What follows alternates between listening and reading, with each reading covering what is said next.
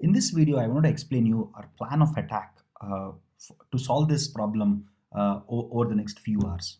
Uh, at the outset, we'll start with setting up Python and installing a bunch of libraries and packages that we need, also a bunch of tools that we need for this whole workshop.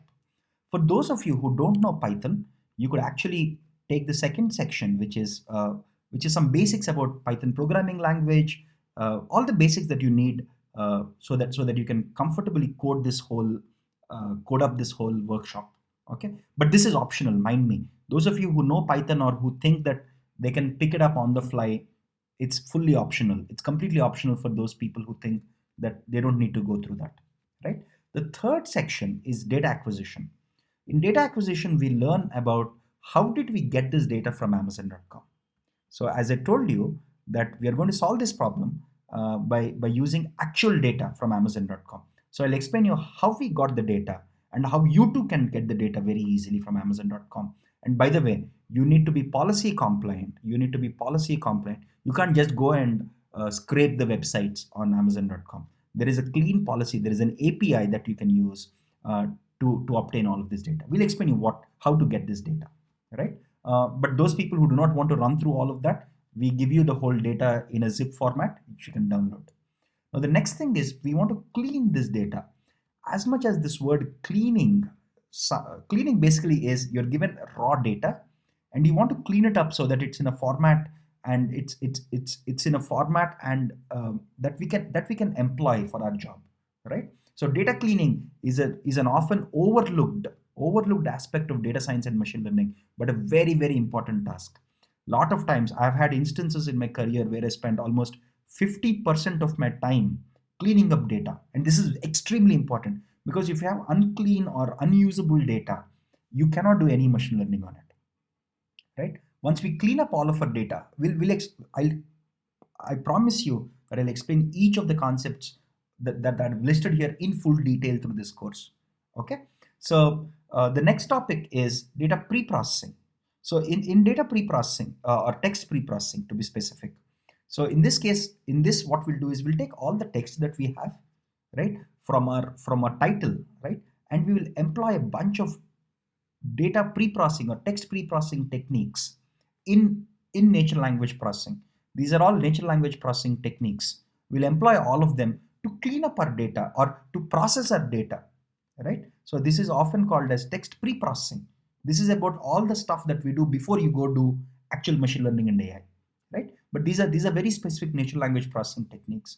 Once we're done with cleaning up and pre-processing all of our data, then we'll dive in and understand a few concepts in linear algebra, like what is a vector, what does distance mean, and what types of distances are there, and things like that.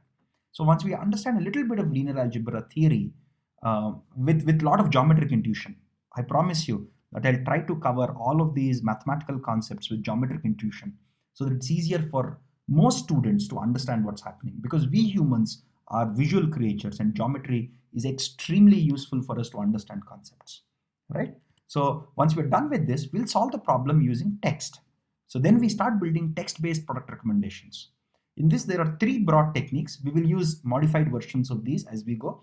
We'll use something called bag of words, TF-IDF, and word-to-vec. Bag of words and TF-IDF are classical techniques that search engines used to use, or search engines even use today. So these are techniques that natural language processing folks discovered or invented for search engines, right? Word2Vec is a more recent technology. This is from 2013. Okay, this technique almost came at the start of the whole new AI revolution.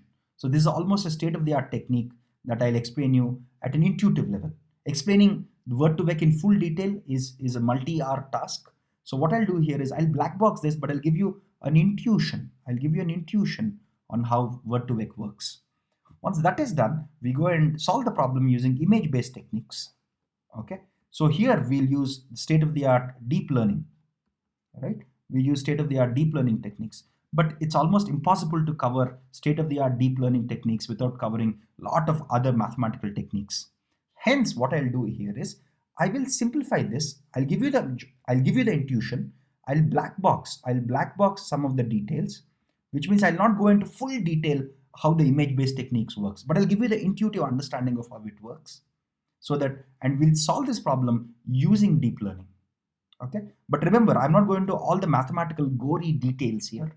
It's almost impossible to do it in a short workshop like this, right? In our actual course at Applied AI course, we go into full detail explaining how the whole image-based technique works, how deep learning, we derive fundamentals of deep learning from first principles, and we learn that in our actual online course.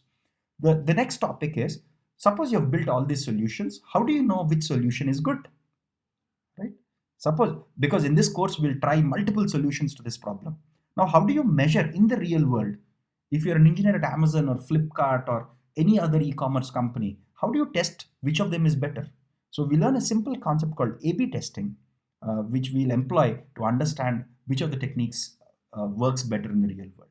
At the end, we leave you with an exercise. We explain you what the problem is very clearly, and I strongly recommend all of you to spend a few minutes of your time, typically 30 to 60 minutes, as I told you a little earlier, in solving this exercise and submit it to us so that we can give you a workshop completion certificate.